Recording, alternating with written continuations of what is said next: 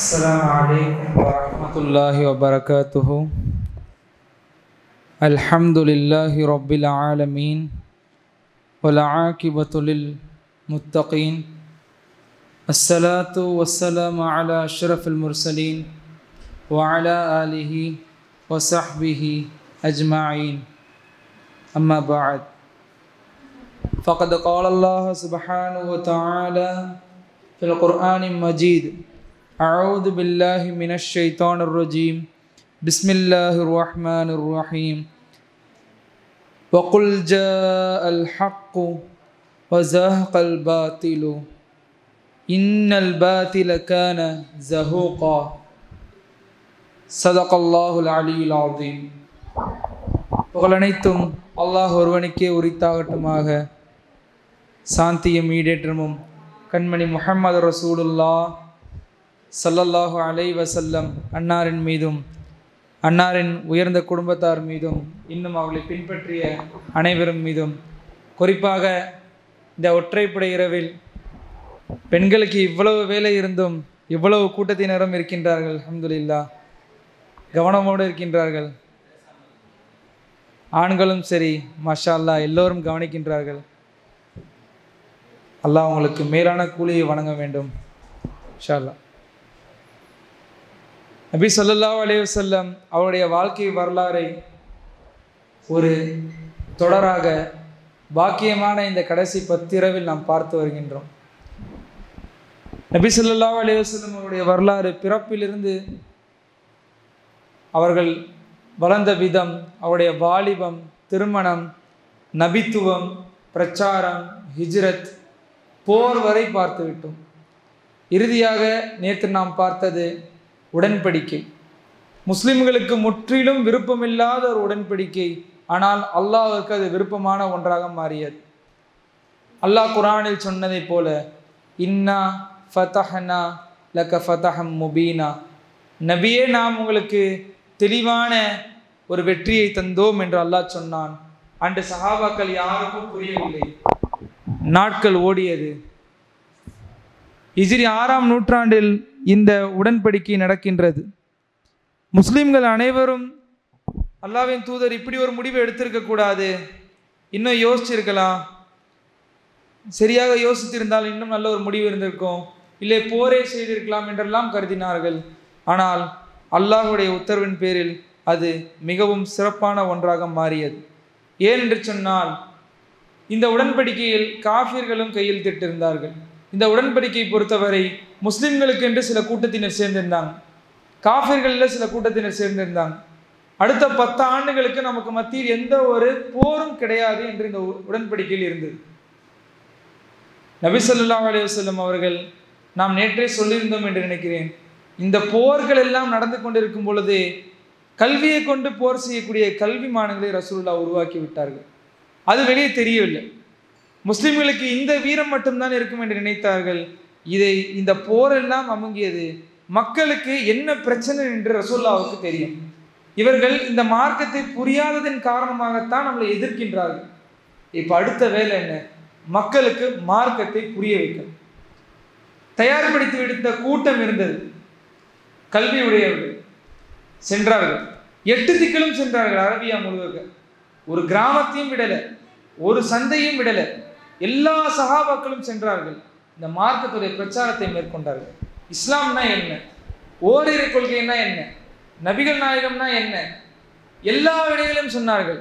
காஃபிர்களுடைய எல்லா சூழ்ச்சிகளையும் இந்த அமைதி உடன்படிக்கை சுக்குநூறாக உடைத்து விட்டது. அவங்க நினைச்சாங்க, இப்படி ஒரு உடன்படிக்கை போட்டால் முஸ்லீம்கள் நம்ம கண்ட்ரோலில் வந்துடுவாங்க, இவங்க போர் செய்ய மாட்டாங்க, நம்மளுடைய கையை ஓங்கிடலாம் என்று. அல்லாஹ் குர்ஆனில் சொன்னதை போல நடந்தது. அல்லாஹ் குர்ஆனில் சொல்கின்றான், அவர்கள் இந்த அல்லாஹ்வுடைய இந்த ஒளியை, இந்த ஜோதியை பூ என்று ஊதி அணைத்து விடலாம் என்று நினைக்கின்றார்கள். அவர்கள் வெறுக்கின்ற நிலையிலேயே நான் இதை பூர்த்தியாக்குவேன் என்று அல்லாஹ் குர்ஆனில் சொல்கின்றான். அதே போல நடந்தது. 1.5 ஆண்டுக்குள் இஸ்லாம் பிரம்மாண்டமான வளர்ச்சி அடைந்தது. ஹுதைபியா உடன்படிக்கையின் போது முஸ்லிம்களின் எண்ணிக்கை சற்றேறக்குறைய ஒரு 3000 வரைக்கும் தான்.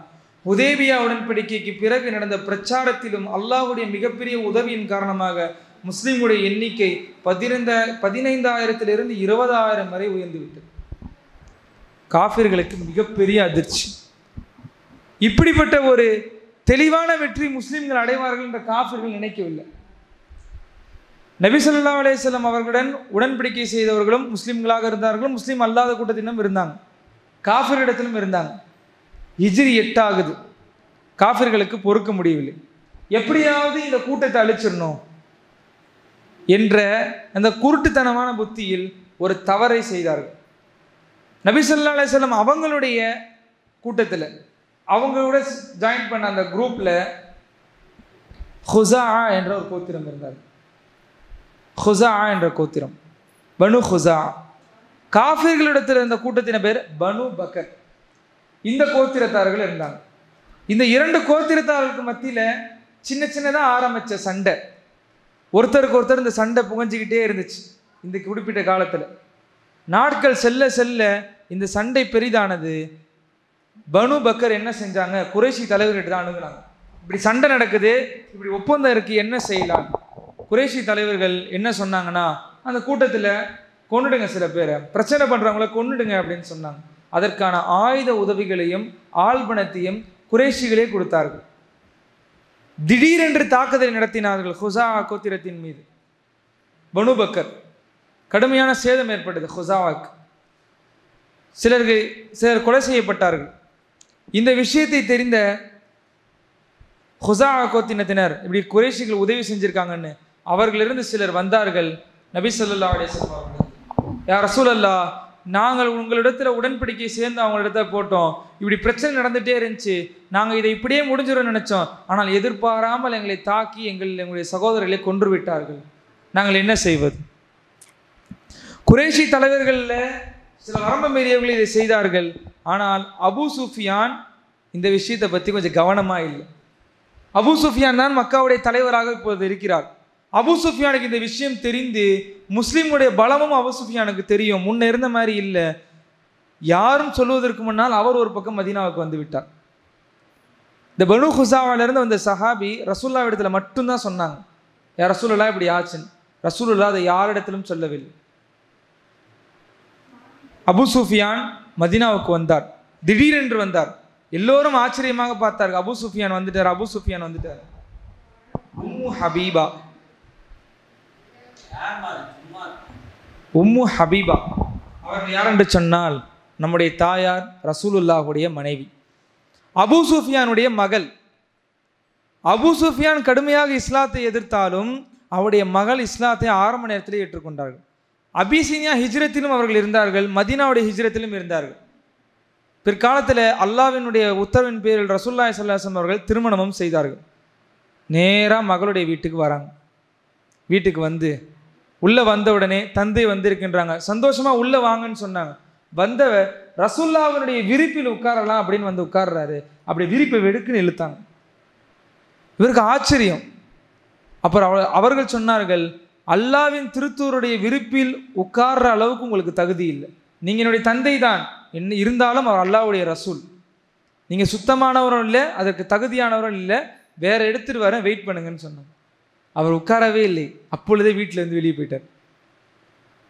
வெளியேறினார். டைரெக்டாக மஸ்ஜித் நபவிக்கு போனாங்க. சலசலப்பு. அபூ சுஃபியான் வந்திருக்கார். அபூ சுஃபியான் ரசூலுல்லாஹ் எதுவும் தெரியல, எதுவும் சொல்லலை. அபூ சுஃபியான் வந்தார். யா முஹம்மது அவர்களே, ரசூல் அவங்க அழைக்க மாட்டாங்களா, இப்போதைக்கு அவர் இஸ்லாத்தை ஏற்றுக்கல. முஹம்மது அவர்களே சொல்லுங்க அபூ சுஃபியான், என்ன விஷயம்? இல்லை, உங்களை ஒரு விஷயமா பார்க்கணுன்னு வந்தேன். என்ன விஷயம்? இந்த மாதிரி தாக்குதல் நடந்திருக்கு. தனியாக பேசிக்கிறாங்க 2 பேரும்.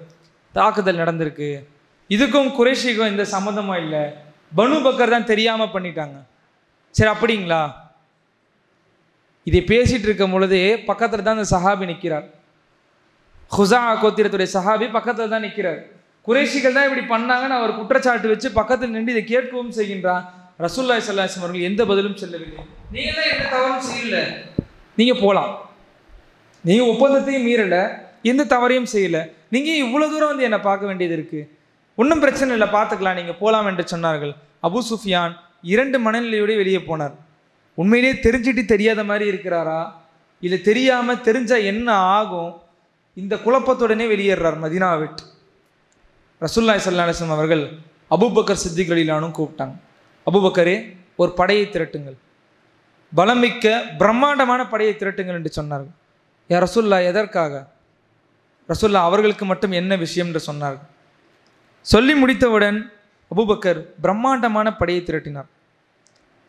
இந்த விஷயத்தை திரட்டி எங்கே போகிறாங்க, ஏது போகிறாங்க, யாருக்கும் எதுவும் சொல்லலை. திடீரென்று ரசூலுல்லாஹி ஸல்லல்லாஹு அலைஹி வஸல்லம் கிளம்பினார்கள். பின்னாடி சஹாபாக்கள் எல்லாம் போனாங்க. ரூட்டு கொஞ்சம் கொஞ்சமாக போக போக போக தெரியுது அது மக்காவை நோக்கி அந்த படை போகுதுன்னு. அப்பொழுதுதான் சஹாபாக்களுக்கே தெரிகின்றது. சஹாபாக்களில் ஹத்தீப் என்ற சஹாபி, மக்காவில் அவங்க சொந்தக்காரங்கள்லாம் இருக்கிறாங்க. மக்காவை நோக்கி தான் இந்த படை வருகின்றது என்று தெரிஞ்ச உடனே வேக வேகமாக ஒரு கடிதத்தை எழுதுகிறார். கடிதத்தை எழுதி ஒரு யாருக்கும் தெரியாமல் சீக்கிரட்டாக ஒரு பெண்ணை, ஒரு அடிமை பெண்ணை காசு கொடுத்து வேகமாக போய் மக்காவில் சொல்லு, மதீனாவிலிருந்து ரசூலுல்லாஹ் மக்காவை பிடிக்க போர் தொடுத்து வராங்க. பெரிய படையோடு வராங்க. படையில் 10,000 முஸ்லீம்கள் இருக்கின்றார்கள். முதல்ல அவங்க 1000 பேர் 10,000 பேர் வந்தாங்க. நம்ம 1000 பேர் இருந்தோம். அல்லாஹுடைய உதவி, நாம் 10,000 பேர் இருந்தோம். இந்த வாட்டி பயம் வேகமாக போச்சு. அந்த பெண் அல்லாஹ் வஹி அறிவித்தான் ரசூலுல்லாஹ்வுக்கு, இப்படிப்பட்ட பெண்ணே போகிறாங்க, பிடிங்க. ரசூலுல்லாஹி ஸல்லல்லாஹு அலைஹி வஸல்லம் அவர்கள் 3 சஹாபிகளை கூப்பிட்டாங்க. அலி ரலியல்லாஹு அன்ஹு, மிக்தாத் ரலியல்லாஹு அன்ஹு, தல்ஹா ரலியல்லாஹு அன்ஹு.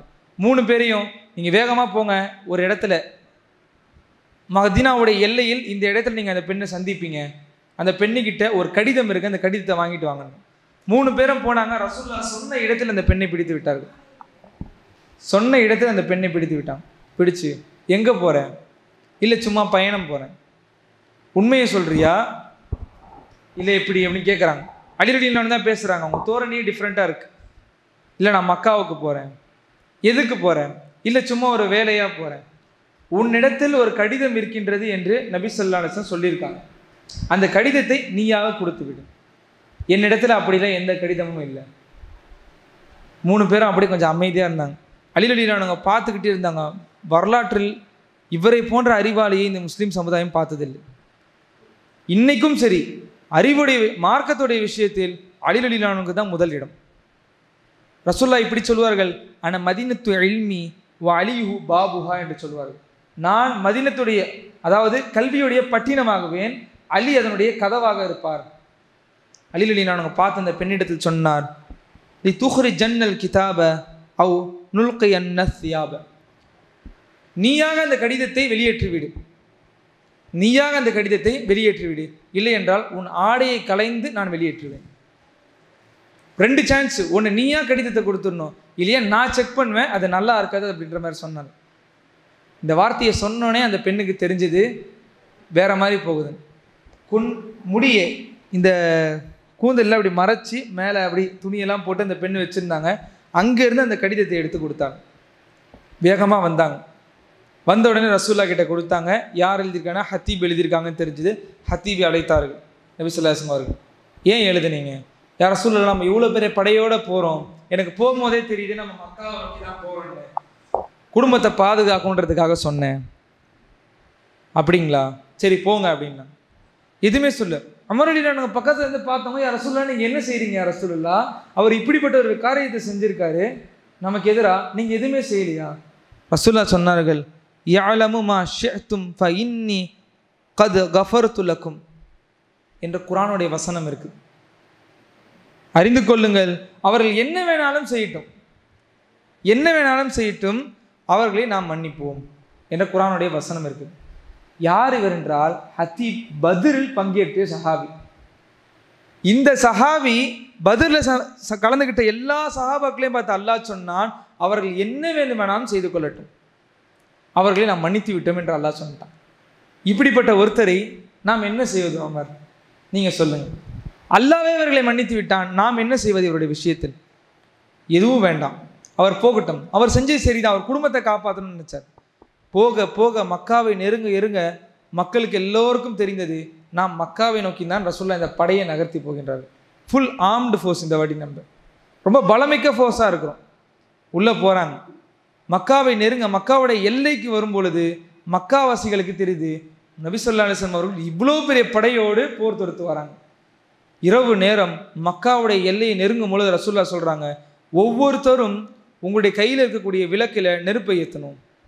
ரசூலுல்லாஹ் சொல்கிறாங்க, அரபுகளை பொறுத்தவரை ஒரு கூட்டத்தில் ஒரு 5 பேரோ 10 பேரோ சேர்ந்து தான் விளக்கை ஏற்றுவார்கள். அந்த 10 பேருக்கு ஒருத்தர் விளக்கை வைத்திருப்பார். அவர் முன்னாடி போவார், இவங்க பின்னாடி வருவாங்க. இப்படி தான் இருந்துச்சு. வந்த 10,000 பேரும் விளக்குகளை ஏற்றினால் காஃபிர்கள் குழம்பி விட்டாங்க. எத்தனை பேர் வந்திருக்காங்க? நம்ம ஒரு கணக்கு வைப்போம். ஒருத்தர் 10 பேருக்குன்னு நம்ம சொன்னோம். வந்தது 10,000 பேரா 10 லட்சம் பேரான்னு தெரியல. லட்சக்கணக்கில் வந்திருக்கிறாங்களா இல்லை ஆயிரக்கணக்கில் வந்திருக்கின்றார்கள் தெரியல. இந்த படையை பார்த்தவுடன் சைக்காலஜிக்கலாக ரசூல் அடித்தாங்க. உள்ளே நெருங்குவதற்கு முன்னாடியே அவர்கள் தோல்வியை ஒத்துக்கொண்டாங்க. மக்கா உள்ளேயே வரல, உள்ளே வந்தால் நம்ம காலி. ரசூலுல்லாஹ் மக்காவுடைய எல்லையில் அன்று குடி அமர்த்தினார்கள். இரவில் உள்ள நெருங்கல. இரவில் அந்த படையை அப்படியே டென்ட்டு போட்டு எல்லாம் நைட்டு ஸ்டே பண்ணுறாங்க. அபு சுஃபியானும் அவருடைய தோழரும் அந்த எல்லையில் வந்து பார்க்குறாங்க. பார்த்து சொல்கிறாங்க, போய் பார்த்துருவோம், இதற்கு மேலே தாமதிக்க வேணாம், உள்ளே போவோம். கூட வந்த தோழர், இல்லை நான் வரலை, என்ன நடக்கும்னு தெரியாது, உள்ளே போனால் முஸ்லீம்களாம் நம்ம மேலே கோபமாக இருப்பாங்க, நான் மக்காவில் போயிடுறேன். ஆனால் அபு சுஃபியான் போனார். உள்ளே வந்துட்டு இருக்க அபு சுஃபியானே அப்பாஸ் ரலியல்லாஹு பார்த்துட்டாங்க. அப்பாஸ் ரலியல்லாஹு அவர்கள் நீண்ட காலமாக இஸ்லாத்தை ஏற்றுக்கவே இல்லை. பத்ரிலும் முஸ்லீம்களுக்கு எதிராக நின்றார், உஹதிலும் முஸ்லீம்களுக்கு எதிராக வந்தார். இப்படிப்பட்ட ஒரு சூழ்நிலையில் ரசூலுல்லாஹ் மக்காவை நோக்கி வந்துட்டு இருக்கும் பொழுது தான் இவர் மக்காவிலிருந்து பிறப்பட்டு மதீனாவுக்கு போனார். போகிற வழியில் 2 பேரும் மீட் பண்ணும் போது தான் இஸ்லாத்தை ஏற்றுக்கொள்கின்றார். இஸ்லாத்தை அப்போ தான் அவர் ஏற்றுக்கவே செய்கின்றார் என்ற கருத்தும் உண்டு. அவர் பார்க்கின்றார், அபு சுஃபியானை பார்த்து கேட்கின்றார், அபு சுஃபியான், நான் உங்களுக்கு அம்ன் என்ற பாதுகாப்பை தர்றேன், நான் உங்களுக்கு அடைக்கலம் தரேன், நம்ம ரசூல்கிட்ட போய் பேசுவோம், அல்லாஹ்வின் தூதர் என்ன சொல்கிறாங்கன்றதை பார்க்கலாம். அபு சுஃபியானை அப்பாஸ் ரலியல்லாஹு கையை பிடிச்சி கூட்டிகிட்டு வராங்க. எல்லா சஹாபாக்களும் கோவத்தில் தான் இருக்காங்க. அபு சுஃபியானோட விஷயத்தில் எல்லாருக்கும் தெரிஞ்சிருச்சு இவங்க பனு பக்கர் விஷயத்தில் என்ன பண்ணாங்க அப்படின்னு. பனு பக்கருக்கு ஆயுதத்தை கொடுத்து கொலை செஞ்சிட்டாங்கன்ற விஷயம் தெரிஞ்சிருச்சு. எல்லோரும் அமைதியாக இருக்க அப்படியே வந்தாங்க. ரசூலுல்லாஹ் இருக்கும் அந்த இடத்துக்கு போகிறாங்க. ரசூலுல்லாஹ் பார்த்தார்கள். ஒரு அபு சுஃபியான் வந்தார், பேசினார், சில வார்த்தைகளை பேசினார். நாங்கள் செஞ்சதெல்லாம் தவறு தான், ஒப்பந்தத்தை மீறிட்டோம், எங்களை மன்னிச்சிருங்க எல்லாம் சொல்லி இறுதியில் ஷஹாதத்தை ஏற்றுக்கொண்டார். அஷ்ஹது அல்லா இலாஹ இல்லல்லாஹ் வ அஷ்ஹது அன்னக முஹம்மது ரசூலுல்லாஹ், நிச்சயமாக அல்லாஹ் ஒருவன் தான் இறைவன், நீங்கள் அல்லாஹ்வுடைய தூதராக இருப்பீர்கள், அல்லாஹ்வுடைய தூதர் என்று சாட்சி கொடுத்து மக்காவுக்கு யாருக்கும் தெரியாமல் போயிட்டார். போய் அவங்க மனைவி கிட்ட மட்டும் இந்த விஷயத்தை சொல்கிறார், நான் இஸ்லாத்தை ஏற்றுக்கிட்டேன். மறுநாள் காலை விடுகின்றது. ரசூலுல்லாஹி ஸல்லல்லாஹு அலைஹி வஸல்லம் அவர்கள் மக்காவுடைய ஒரு வாயிலில் நுழைகின்றார்கள். இன்னொரு வாயிலில் ஹாலித் பின் வலீத் அவங்க தலைமையில் ஒரு கூட்டம் வருது. ரசூலுல்லாஹ் வந்த தோரணையை பார்த்தால் உலகத்தில் எவரும் இப்படி ஒரு தோரணையை செஞ்சிருக்க மாட்டாங்க. தலைகளை நிமிர்த்தி கொண்டு நெஞ்சை உயர்த்தி கொண்டு அப்படி ஒரு ராஜ நடையோடு நடந்திருப்பாங்கன்னு நினைக்காதீங்க. ரசூலுல்லாஹ் அப்படி செய்யல. அது அல்லாஹ்வுடைய தூதர் அல்ல. அல்லாஹ்வின் தூதர்கள் தலையை குனிந்தவர்களாக, அல்லாஹ்வை புகழ்ந்தவர்களாக, கண்களில் நீரை சிந்தியவர்களாக மதீனாவில் வந்தார்கள். இது என் வெற்றி இல்லை, என் இறைவனின் வெற்றி. இது என் வெற்றி அல்ல, என்னுடைய வெற்றி இல்லை, இது என் இறைவனின் வெற்றி. ரசூலுல்லாஹ் எந்த ரத்தமும் இல்லை, எந்த ஒரு பிரச்சனையும் இல்லாமல் அவர்கள் வந்த வழியில் யாரும் எந்த பிரச்சனையும் பண்ணலை. காஃபிர்கள் எல்லாம் வீடுக்குள் நுழைந்து விட்டார்கள், ஓடி போய் ஒளிஞ்சுக்கிட்டாங்க. ஹாலித் பின் வலீத் அவங்க வந்த வழியில் மட்டும்தான் இக்ரிமா பின் இப்னு அபூஜஹலுடைய மகன் இக்ரிமா, அப்பொழுது அவர் இஸ்லாத்தில் இணையவில்லை, அவர் மட்டும்தான் சண்டை போட்டார். ஒரு 2 முஸ்லீம்கள் கொலை செய்யப்பட்டார்கள், அந்த இடத்துல ஷஹீதாக்கப்பட்டார்கள். 14 காஃபிர்கள் அந்த இடத்துல கொலை செய்யப்பட்டார்கள். ரசூலுல்லாஹ் அதை கண்டிச்சாங்க, ஏன் நீங்கள் சண்டை போட்டீங்க, நாம் இது ரத்தம் சிந்துவதற்கான பூமி அல்லையே, பொறுமையாக இருந்திருக்கலாமே, உங்கள் சூழ்நிலை அந்த மாதிரி ஆனனால தானே ஹாலித் பின் வலீத் அந்த ஒரு நடவடிக்கை எடுக்கிற மாதிரி ஆயிடுச்சு. வந்தார்கள் ரசூலுல்லாஹ், யாரும் எதுவும் சொல்லவில்லை. எந்த காபாவில் ரசூலுல்லாஹ் ஹிஜ்ரத் செய்யும் பொழுது உஸ்மான் அவர்களிடத்தில், உஸ்மான் இல்லை இன்னொரு உஸ்மான் அவரிடத்துல தான் காபாவுடைய சாவி இருக்குது. அந்த சாவியை கேட்டு, ஒரு சாவியை மட்டும் கொடுங்க, ஒரு 2 ரக்காய் தொழுதுட்டு கிளம்புறேன். சாவியை உங்களுக்கெல்லாம் தர முடியாது, நீங்கள் தொழுதா என்ன தொழுகிறேன்னா என்ன, நீங்கள் என்னுடைய எதிரி, உங்களுக்கு சாவி தர முடியாது என்று சொன்னார்கள். ரசூலுல்லாஹை காபாவுக்கு பக்கத்தில் நிற்கலை, மக்காவுடைய எல்லையிலிருந்து காபாவை பார்த்து அழுதுட்டு போனாங்க. இன்னைக்கு அதே ரசூலுல்லாஹி ஸல்லல்லாஹு அலைஹி வஸல்லம் அவர்கள் தவாஃப் செய்ய ஆரம்பித்தாங்க. தவாஃப் செய்யும் பொழுது எந்த வசனத்தையும் ஓதவில்லை. அல்லாஹ்வின் தூதர் இந்த வசனத்தை தான் ஓதினார்கள். வகுல் ஜாஅல் ஹக், சத்தியம் வந்தது. ஜஹகல் பாத்தில், அசத்தியம் அழிந்தது. பனி இஸ்ராயில் சூராவில் 18வது வசனம், சத்தியம் வந்தது, அசத்தியம் அழிந்தது. இன்னல் பாத்தில கான ஜஹூகா, நிச்சயமாக இந்த அசத்தியம் என்பது அழியக்கூடியதுதான் என்ற வசனத்தை கண்ணீர் மல்க அழுது கொண்டே தவாஃப் செய்தார்கள். சொல்வது தவாஃப் செய்துவிட்டு ஹரமுல் போனார்கள், காபாவில் நுழைந்தார்கள். நுழைந்து அங்கே உள்ள சிலைகள் எல்லாம் தூக்கி எறிந்தார்கள், சுக்குர் நூறாக உடைத்தார்கள். எல்லா சிலைகளையும் 360 சிலைகள் என்று சொல்லப்படுகிறது. எல்லா சிலைகளையும் உடைத்தார்கள். உடைத்து வெளியே அந்த மிம்பரில் நின்று ரசூலுல்லாஹ் பேசினார்கள். மாதா ததுன்னு அன்னி ஃபாயிலும் பிக்கும், நான் உங்களை கொண்டு இன்னைக்கு என்ன செய்ய போறேன் நீங்க நினைச்சிட்டு இருக்கிறது உங்களை பார்த்தாலே எனக்கு தெரியுது. அல்லாஹ்வின் தூதர் இடத்துல வேற யார் நின்றிருந்தா கையை துண்டாக காலு துண்டாக பண்ணி மக்காவினுடைய எல்லையை தொங்க விட்டுருப்பாங்க. இனிமேல் எங்ககிட்ட யாராச்சும் வாழாட்டினீங்கன்னா உங்க நிலைமை இப்படிதான். அவ்வளவு இழந்திருக்கின்றார்கள் முஸ்லிம்கள். அல்லாஹ்வின் திருத்தூதர் அவர்கள் சொன்னார்கள், நான் ஒரு உதாரணத்துக்கு சொன்னேன், அந்த இடத்தில் யாரும் இருந்தால் என்ன வேணாலும் செஞ்சிருக்கலாம். இது ஹபு ஃபஅன்தும் துலகா என்று சொன்னார்கள். சொல்லலாம், நீங்க எல்லோரும் செல்லுங்கள், உங்க எல்லாருக்கும் விடுதலை நான் கொடுத்துட்டேன், உங்க எல்லாரையும் நான் மன்னிச்சிட்டேன். இப்படி சொன்னார்கள். யூசுப் அலைஹிஸ்ஸலாம் அவர்கள் சகோதரரை எப்படி மன்னித்தாரோ, அவருடைய சகோதரர்கள் எப்படி மன்னித்தாரோ அதே போல் நான் உங்களை மன்னித்து விட்டேன் என்று சொன்னார். சில பேருக்கு மட்டும் ஒரு 8 பேருக்கிட்ட ரசூலுல்லாஹி ஸல்லல்லாஹு அலைஹி வஸல்லம் அவர்கள் மரண தண்டனை விதித்தார்கள். ஏனென்றால் அவங்க குற்றம், மிகப்பெரிய குற்றங்கள் செய்தார்கள். வஹ்ஷி, இக்ரிமா, இவங்க எல்லாரும் ஒரு 8 பேர். அதில் ஒருவர் மட்டும் தற்கொலை செய்து கொண்டார், முஸ்லிம்கள் கொன்று விடுவார்கள் என்று. மீதி 7 பேரும் அல்லாஹ்வின் தூதர் இடத்துல மன்னிப்பை கேட்டார்கள். மன்னிப்பு வழங்கப்பட்டது. 7 பேரும் இஸ்லாத்தில் இணைந்தார்கள். பிற்காலத்தில் அவர்களும் போர் செய்தார்கள் மார்க்கத்துக்காக. ரமலானுடைய மாதத்தில் தான் இந்த ஃபத்ஹே மக்கா நடந்தது. ரமலானுடைய இரவில், அந்த கடைசி 10 இரவுகளில் ஏதோ ஒரு இரவில் தான் குர்ஆன் இறங்கியது. அதே 10 இரவு வருவதற்கு முன்னால் சரியாக 20 வருடத்தில் அல்லாஹ் வெற்றியை கொடுத்தான் முஸ்லிம்களுக்கு. அன்று ஆரம்பிக்கும் பொழுது அல்லாஹ்வின் திருத்தூதர் மட்டும்தான், வேறு யாரும் இல்லை. இன்று அதே மக்காவில் அல்லாஹ்வின் திருத்தூதர் இருக்கின்றார்கள். அவர்களுடன் முஸ்லிம்கள் 10,000க்கும் மேற்பட்டோர் இருந்தார்கள். மகத்தான வெற்றி அல்லாஹ் வாக்களித்தது போல கொடுத்தான் முஸ்லிம்களுக்கு. யாரும் எதுவும் கேட்கவில்லை. அந்த நாளில் உலகத்தில் ஆக சிறந்த செயலை செய்தார்கள் நபி ஸல்லல்லாஹு அலைஹி வஸல்லம் அவர்கள். எந்த இடத்தில் எந்த மக்களை இழிவாக கருதினார்களோ, கருப்பர்களை இழிவாக கருதினார்கள், அவர்கள் ஒரு பொருட்டாகவே கருதவில்லை. அப்படிப்பட்ட கருப்பினத்தை சார்ந்த பிலால் ரலியல்லாஹு அன்ஹு அவர்களை நீங்கள் காபாவின் மீது ஏறுங்கள் என்று சொன்னார்கள். ஏறி உலகத்தில் ஆக சிறந்த அழைப்பான பாங்கை சொல்ல சொன்னார்கள். வரலாற்று ஆசிரியர்கள் இதை குறிப்பிடுவார்கள். இவர் ஜெயித்தார் என்பதற்கு இதுதான் ஆக சிறந்த உதாரணம். நிறத்தை கொண்டு யாரையும் நீங்கள் இழிவுபடுத்த முடியாது, பிறப்பை கொண்டு இல்லை, அவள் நற்குணத்தை கொண்டுதான். இஸ்லாம் அதைத்தான் சொல்கின்றது. அந்த பாங்கை சரியான முறையில், அழகான முறையில், உயர்ந்த இடத்தில் சொல்ல தகுதியானவர் உங்க முஸ்லிம் உம்மத்தில் எவரும் இல்லை, பிலாலை தவிர என்று சொன்னார்கள். சொல்லலாம், பிலால் ரலியல்லாஹு அன்ஹு பாங்க சொன்னார்கள்.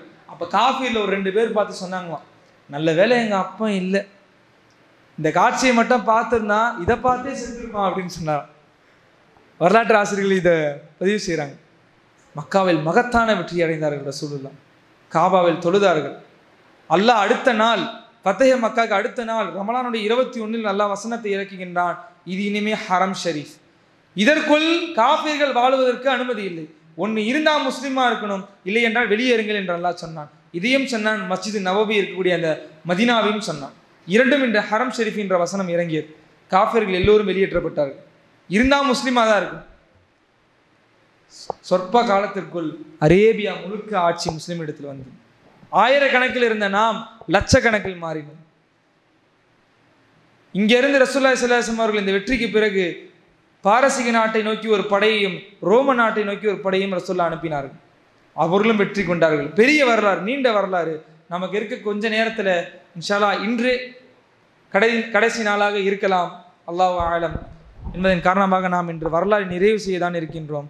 ரசூலுல்லாஹி ஸல்லல்லாஹு அலைஹி வஸல்லம் அவர்கள் ஹிஜ்ரத் 10ஆம் ஆண்டு ரசூலுல்லாஹி ஸல்லல்லாஹு அலைஹி வஸல்லம் அவர்கள் ஹஜ்ஜு செய்கின்றார்கள். ஹஜ்ஜு அதற்கு முன்னால் கடமை ஆகவில்லை என்றால் இல்லை. ரசூலுல்லாஹ் அவர்களுடைய வாழ்க்கையில் ஒரே ஒரு ஹஜ்ஜு தான் செய்தார்கள். ஒரே ஒரு ஹஜ் தான், அவளுக்கு அந்த ஹஜ் தான் கடமையாக்கப்பட்டது. ரசூலுல்லாஹ் இஹ்ராம் கட்டினார்கள், மதீனாவிலிருந்து வெளியேறினார்கள் சஹாபாக்களுடன். போகிற வழியெல்லாம் தெரிந்தது எல்லோருக்கும். எல்லாருக்கும் நியூஸ் பரவுது, ரசூலுல்லாஹ் ஹஜ் செய்கிறாங்க. சற்றேறக்கூடிய 1,00,000க்கும் மேற்பட்ட சஹாபாக்கள் ரசூலுல்லாஹ்வுடன் சேர்ந்து ஹஜ் செய்தார்கள். 1,00,000 பேர் சேர்ந்து ரசூலுல்லாஹ்வுடன் சேர்ந்த பிரம்மாண்டமான காட்சி. இன்று நாம் லட்சக்கணக்கில் பார்க்கின்றோம், ஆனால் அவர்களுக்கு ஈடானவர்கள் நம்பலாம் என்றால் இல்லை. இன்னைக்கு பல 20 லட்சம் 30 லட்சம்லாம் ஹஜ் செய்கிறாங்க, ஆனால் அவர்கள் ஒருவர் கூட நாம் இணையாக மாட்டோம். ஏன்னால் அவர்கள் தான் உண்மையான போராளிகள். நாம் அவர்களை பற்றி பேசிதான் இருக்கின்றோம். ஹஜ் செய்தார்கள். ஹஜ் செய்து அரஃபாவில் ஹஜ்ஜத்துல் விதாவை முடித்து கொண்டு அரஃபாவுக்கு சென்றார்கள் ரசூலுல்லாஹ். உலகத்தில் மிகப்பெரிய அந்த இறுதி பேருரை என்ற பேருரை நிகழ்த்தினார்கள். சஃப்வா பின் ரபியா அவர்கள் உயர்ந்த கனத்த குரல் உடையவர். ரசூலுல்லாஹ் சொல்ல சொல்ல 1,00,000 பேருக்கு சொல்லணும், அந்த அளவுக்கு குரல் இருக்கணும். அவருடைய குரலை பாருங்க, ஸ்பீக்கர்லாம் கிடையாது இன்னைக்கு நம்ம கிட்ட இருக்க மாதிரி. ரசூலுல்லாஹ் ஒரு வார்த்தை சொல்ல அதை அவரை சத்தமாக சொன்னார். ரசூலுல்லாஹ் சொன்னார்கள், மக்கள் எல்லோரையும் அழைத்தார்கள், உங்கள் இறைவன் ஒருவன் என்று சொன்னார்கள், உடைய தகப்பன் ஒருவன் என்று சொன்னார்கள். உங்களில் உயர்ந்தவர்கள் தாழ்ந்தவர்கள் என்று நிறத்தை கொண்டு அல்ல, உங்களிடத்திற்குரிய பொருளாதாரத்தை கொண்டு அல்ல, உங்களிடக்கூடிய அந்தஸ்தை கொண்டு அல்ல, உங்களிடத்திற்குரிய தக்வாவை கொண்டு என்று சொன்னார்கள். உங்கள் இறையச்சமுடையவர்கள் தான் அல்லாஹ்விடத்தில் ஆக உயர்ந்தவர்கள் என்று சொன்னார்கள். இன்னும் பெண்களுடைய விஷயத்தில் எப்படி நடந்துக்கணும்னு சொன்னாங்க. பொருளாதார விஷயத்தை பற்றி சொன்னார்கள்.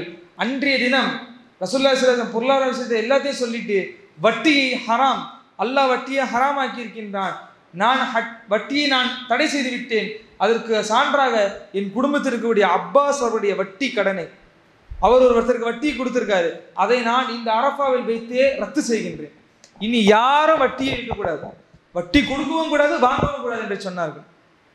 இனி ஜினா நடக்கக்கூடாது, எந்த தவறும் நடக்கக்கூடாது, எல்லா விஷயங்களையும் பட்டியலிட்டார்கள். தஜ்ஜாலை பற்றி சொன்னார்கள். எனக்கு பிறகு முஸ்லிம்கள் எப்படி இருக்கணும் என்று சொன்னார்கள். ஆனால் ரசூலுல்லாஹ் தெளிவாக சொல்லலை, தனக்கு பிறகுன்ற விஷயத்தை தெளிவாக சொல்லலை. ஆனால் எல்லா விஷயத்தையும் கவர் பண்ணிட்டாங்க. எல்லாத்தையும் சொல்லி நபி ஸல்லல்லாஹு அலைஹி வஸல்லம் ஒரு விஷயத்தை கேட்டார்கள். மக்களே, நான் உங்களுக்கு இந்த மார்க்கத்தை தெளிவாக சொன்னேனா என்று கேட்டார்கள். அப்போ எல்லோரும் ஞாம் யா ரசூலுல்லாஹ், நீங்கள் தெளிவாக சொன்னீர்கள்.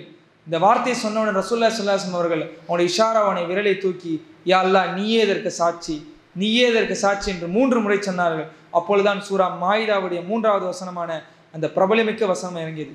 அல் யௌமல் அக்மல்து லக்கும் தீனக்கும் வ அத்மம்து அலைக்கும் நிஅமதி வ ரதீது லக்கும் இஸ்லாம தீனா.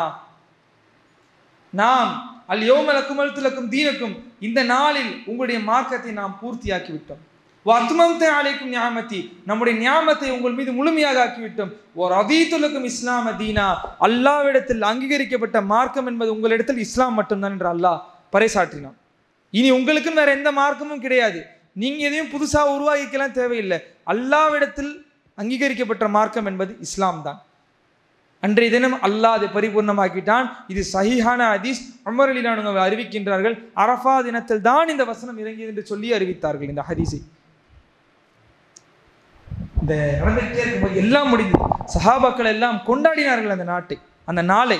ஏனால் 1,00,000 சஹாபாக்கள், இப்படிப்பட்ட ஒரு நாள், இப்படிப்பட்ட ஒரு விஷயம், மார்க்கத்தை பூர்த்தியாக விட்டது, எல்லாரும் சந்தோஷமாக இருந்தார்கள். ஒருவர் மட்டும் அங்கிருந்து விலகினார். அவர் அழுது கொண்டே போறார். அலி ரலியல்லாஹு அன்ஹு இதை பார்த்துட்டாங்க.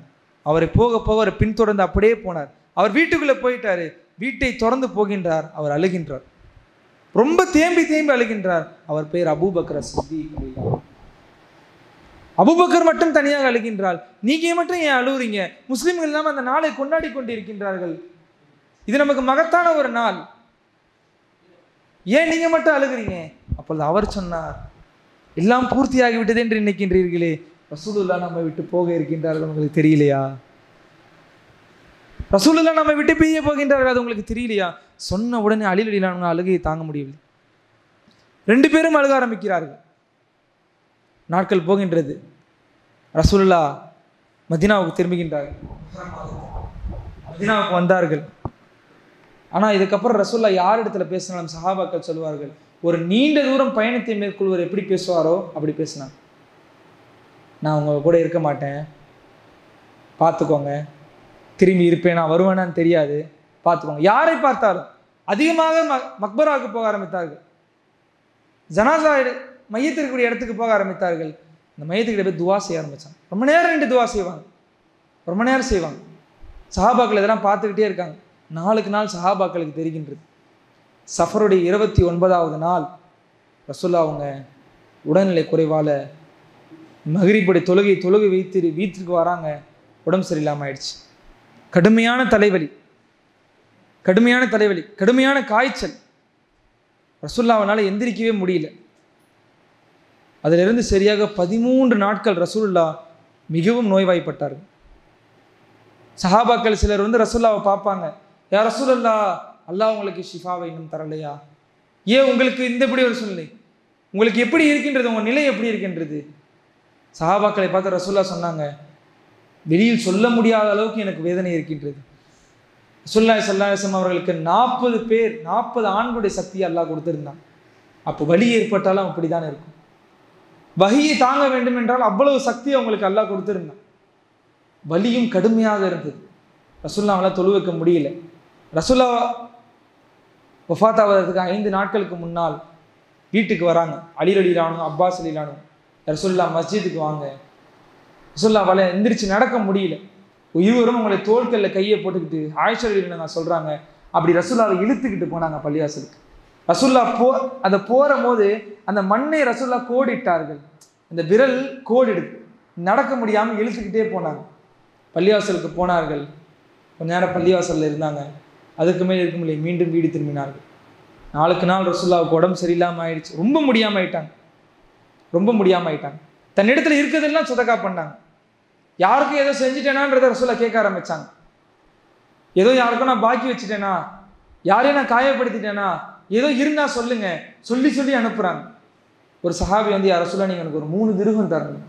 உடனே ரசூலுல்லாஹ் ஒரு இடத்துல கொஞ்சம் சேர்த்து வச்சிருந்த பணம் கொடுத்துருங்கன்னு சதக்காவாக செய்தார்கள். என்னென்ன காசு இருந்துச்சோ ஞாபகப்படுத்தி ஆயிஷா ரலியல்லாஹு அன்ஹா சொன்னாங்க, சதக்கா பண்ணிடுங்க. ரசூலுல்லாஹ் இடத்துல எதுவுமே இல்லாமல் ஆயிடுச்சு. காசுன்னு ஒன்று இல்லவே இல்லை. இந்த சூழ்நிலை வருகின்றது.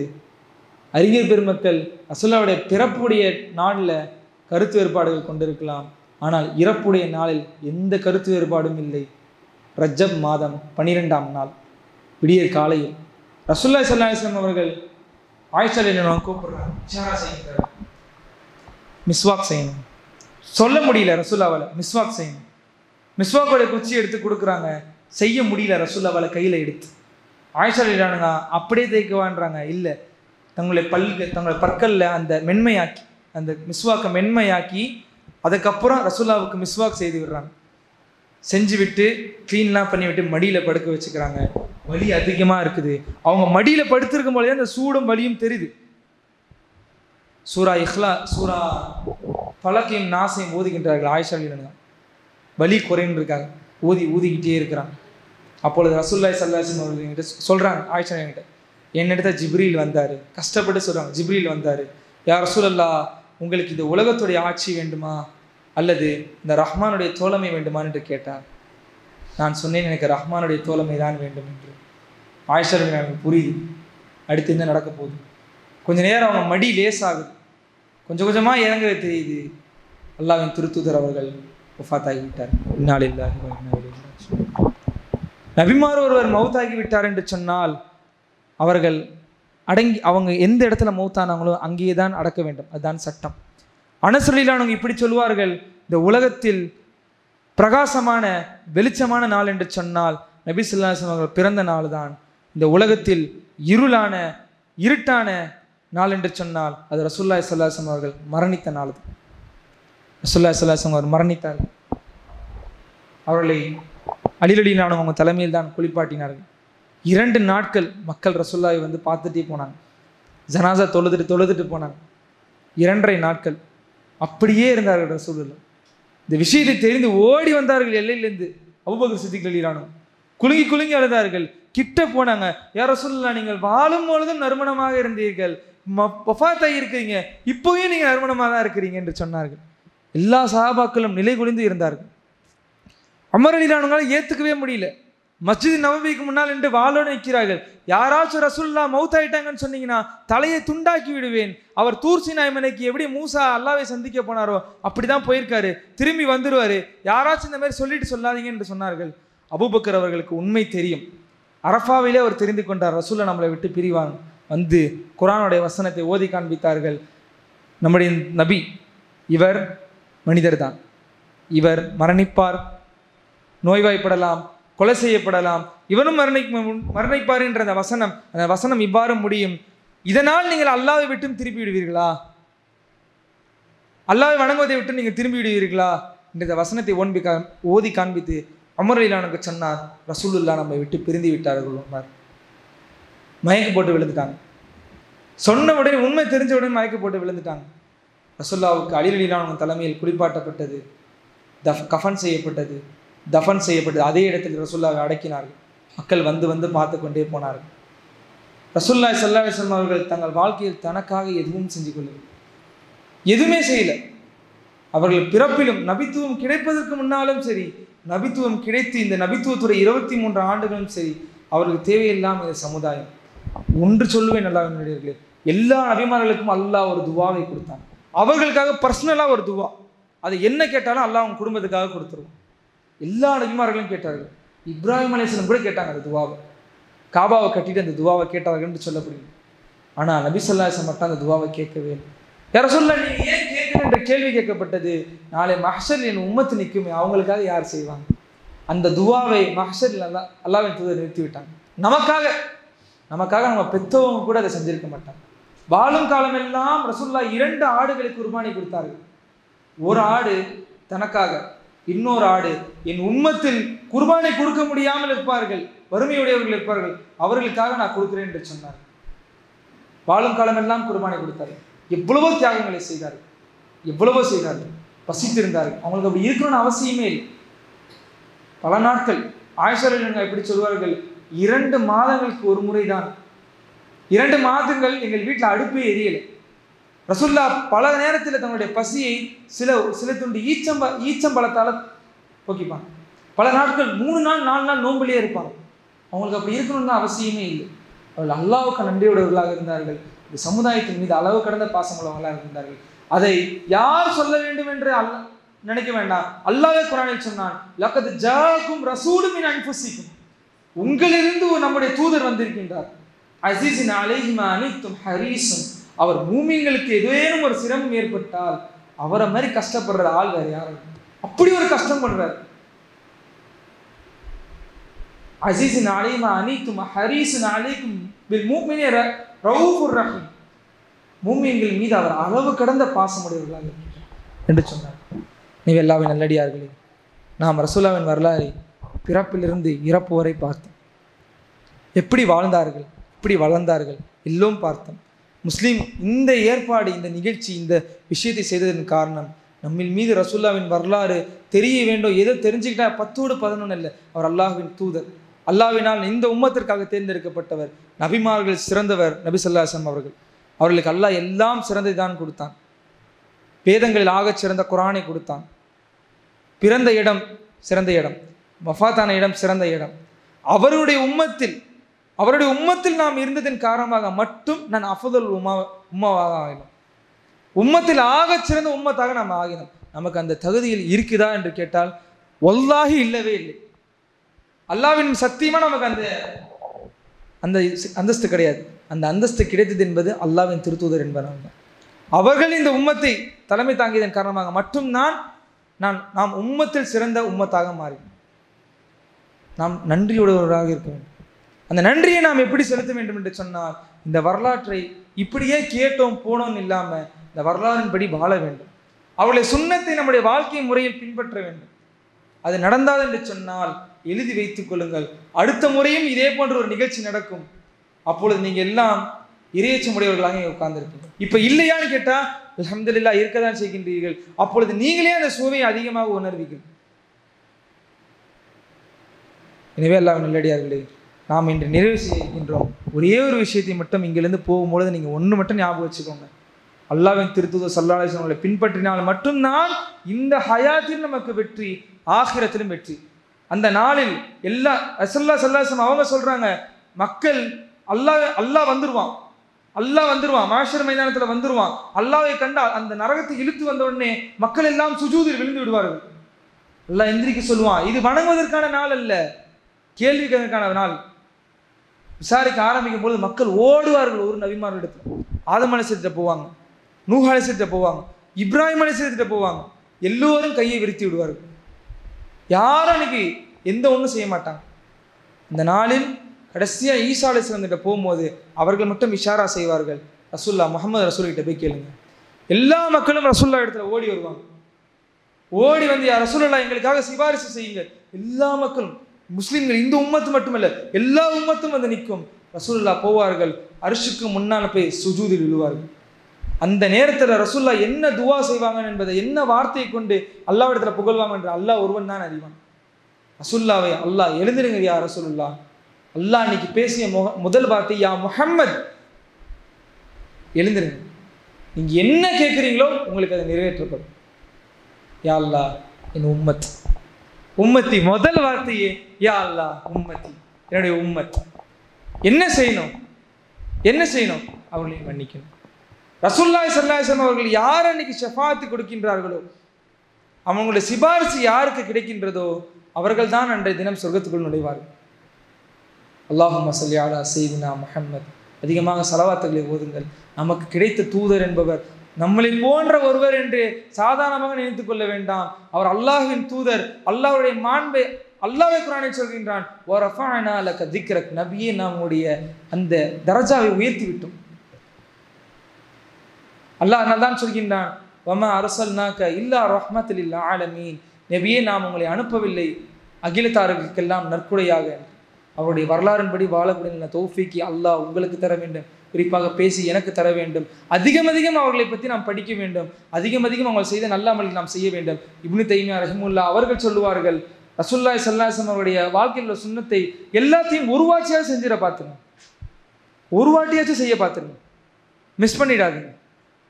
எல்லாத்தையும் எல்லா நாளும் செய்யணும்னு அவசியம் இல்லை.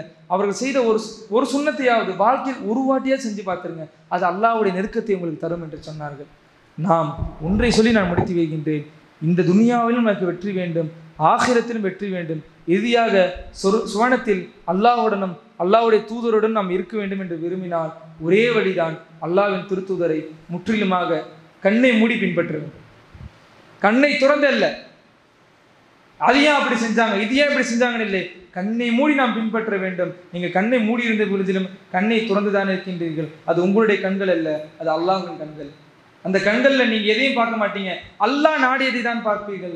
அல்லாஹ் நமக்கு வெற்றியை வழங்கணும். வாஹிரு தஅவானா அல்ஹம்துலில்லாஹி ரப்பில் ஆலமீன். அஸ்ஸலாமு அலைக்கும் வரஹ்மத்துல்லாஹி வபரகாத்துஹு.